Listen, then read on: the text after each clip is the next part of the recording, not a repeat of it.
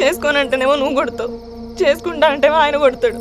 నీ ఇద్దరు పొత్తులో నేను చేస్తున్నా. Watch our film Raju vs. Rambai with extended cut, streaming now only on ETV Win.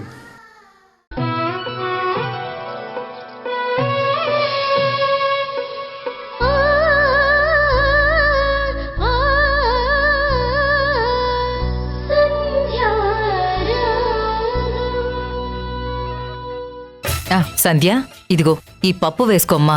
అత్తయ్య ప్లీజ్ అత్తయ్య వద్దు. నేను ఏది పెడితే అది తినాల్సిందే. నువ్వు బలంగా ఉంటేనే బిడ్డ బలంగా ఎదుగుతుంది. తిను, ఇంకొంచెం వేసుకో. తిను తల్లి.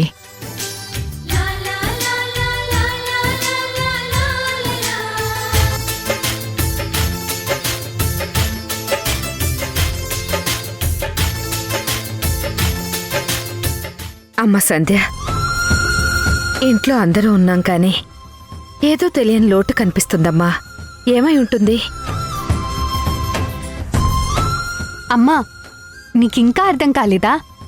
ఇక్కడ అందరూ ఉన్నా వింధ్యవదిన లేదు కదా, నీకు తను లేని లోటు కనిపిస్తోంది. అవును సంధ్య, నువ్వు ప్రెగ్నెంట్ అని తెలిసిన తర్వాత ఎంతవరకు వింధ్య రాలేదేంటి? తను కొద్దిగా బిజీగా ఉందంట అత్తయ్య. వస్తానని అత్తయ్య వాళ్ళతో చెప్పిందంట. ఎంత బిజీగా ఉన్నా ఎంత మంచి శుభవార్త తెలిసిన తర్వాత ఇంకా రాకపోవడం ఏంటి? వాణి గారికి ఈ విషయం తెలిసి అక్కడ నిలబడలేక పరిగెత్తుకుంటూ వచ్చానని చెప్పారు. అలాంటిది వింధ్య ఎంత ఆనందంగా పరిగెత్తుకుంటూ రావాలి? ఎరా శ్రీకరం, స్నేహితురాళ్ళిద్దరూ ఎలా ఉండేవారు? అటు ఆ ఇంట్లోనూ ఇటు ఈ ఇంట్లోనూ ఏదైనా శుభవార్త తెలిస్తే ఎంత సందడి చేసేవారు? అలాంటిది సంధ్య ప్రెగ్నెంట్ అయ్యిందని మనమంతా సంతోషపడుతుంటే విందు ఉలుకులేదు పలుకులేదు. అసలేమైందిరా? వాణిగారు, ఏంటండి వింధ్య ఇంట్లో లేదా? అమ్మా, వింధ్య ఇంట్లోనే ఉందంట. ఖాళీ చేతులతో వస్తే బాగుండదని ఫ్రూట్స్ ఏమైనా తీసుకొచ్చే హడావిడిలో ఉందేమో. వస్తుందిలేమ్మా. అయినా వింధ్య వాళ్ళ అత్తగారు మావగారు వచ్చారు కదా, వీళ్ళొస్తే తను వచ్చినట్టే కదా. అలా ఎలా అవుతుందిరా? అందరూ ఒకెత్తు అయితే వింధ్య ఒకెత్తు.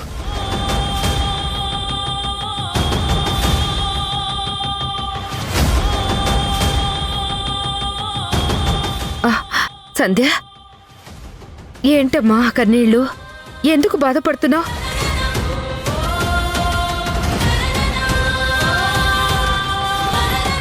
నేనేమన్నా నిన్ను బాధ పెట్టానా? నువ్వు అలా బాధపడుతుంటే ఎలా అమ్మా?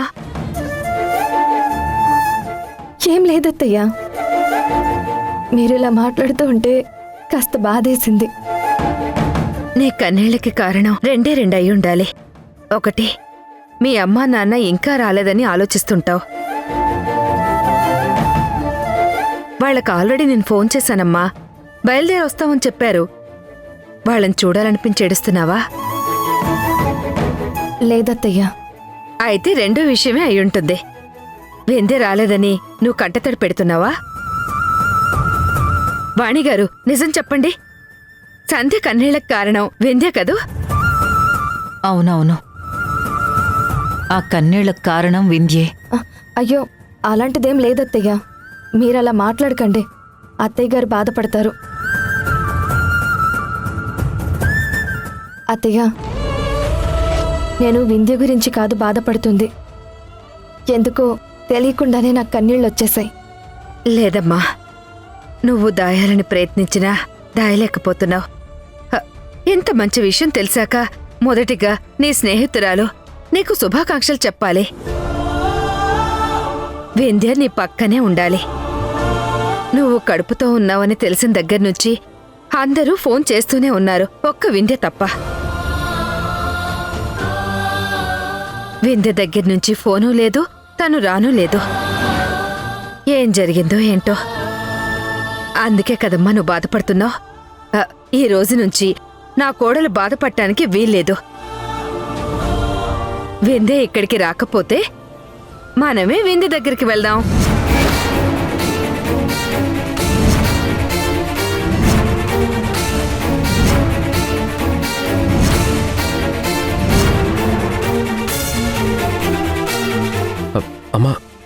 ఏం మాట్లాడుతున్నావు? వింధ్య దగ్గరికి వెళ్తే పెద్ద గొడవలు అవుతాయి. నువ్వు ఇలాంటి సలహాలు ఇవ్వద్దు. సంధ్య తన స్నేహితురాల దగ్గరికి వెళ్తే గొడవలు అవడమేంట్రా? అమ్మ సంధ్య, శ్రీకరం ఏమంటున్నాడో చూడు. గొడవలు కాదత్తయ్య, వింధ్య వస్తుంది కదా, ఎందుకు హడావిడి అంటున్నారు. ఒరే, తను వస్తుంది, కానీ వచ్చే వరకు నా స్నేహితురాలు ఎప్పుడొస్తుందా అని సంధ్య గుమ్మం వైపే చూస్తూ ఉంటుంది. వింధ్య ఎప్పుడు ఫోన్ చేస్తుందా అని ఫోన్ వైపే చూస్తుంటుంది. ఇలాంటి టైంలో ఆ ఆడపిల్ల ప్రశాంతంగా ఉండాలిరా. మానసికంగా బాధ కలిగించే అంశాలు మనసులో పెట్టుకోకూడదు.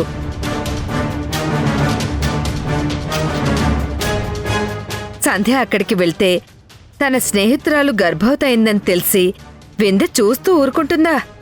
పరిగెత్తుకుంటూ వచ్చి కౌగిలించుకోదు. సరే, స్నేహితులన్నప్పుడు చిన్న చిన్న గొడవలు అలకలు ఏవేవో ఉంటాయి. ఏదైనా చిన్నదానికే వింధ్య అలిగిందేమో మరి. పైగా వింధ్యకి ముక్కు మీదే కోపం అని సంధ్య చాలాసార్లు చెప్పింది కదా. వాణిగారు, నేను చెప్పింది నిజమే కదా? ఇలాంటి సమయంలో సంధ్య సంతోషంగా ఉండాలా లేదా? 100% సంతోషంగా ఉండాలి.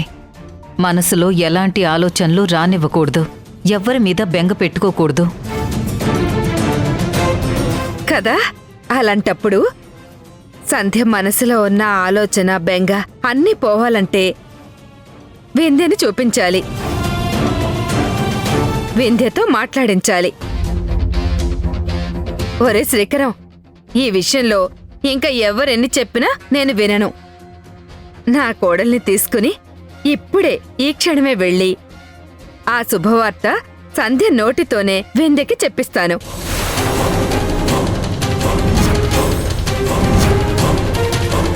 అమ్మ సంధ్య, మనం త్వరగా బయలుదేరాలి. అత్తయ్య, నేను వింధ్యతో ఫోన్లో మాట్లాడతాను. ఇది ఫోన్లో మాట్లాడే విషయం కాదమ్మా. నేరుగా వెళ్ళి వింధ్య, నేను తల్లిని కాబోతున్నాను అని నువ్వు ఆనందంగా చెప్పాలి. అప్పుడే కదా వింధ్య సంతోషపడుతుంది. వాణిగారు, నేను చెప్పేది నిజమే కదా?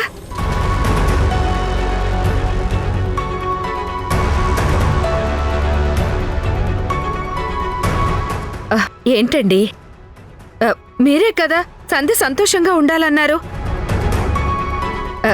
స్నేహితురాల్ని కలిస్తేనే కదా సంతోషంగా ఉండేది, అవునా కదా? అవునవును, మీరు చెప్పేది కరెక్టే. సంధ్య, వాణిగారు కూడా చెప్పారు, నువ్వింకేం ఆలోచించొద్దు. భోజనం చేసేసి మనం కూడా ఇప్పుడే బయలుదేరదాం, సరేనా? తినండి.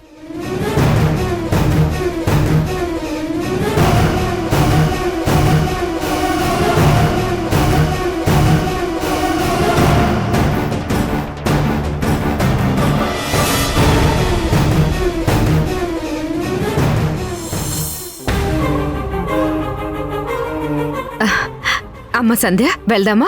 వాణిగారు, పదండి. దేవుడా, సంధ్య అమ్మని తీసుకుని వెళ్తుంది. వింధ్య ఎలా రియాక్ట్ అవుతుందో ఏంటో. అన్నయ్య, ఏం ఆలోచిస్తున్నావు? ఏమైందన్నయ్య?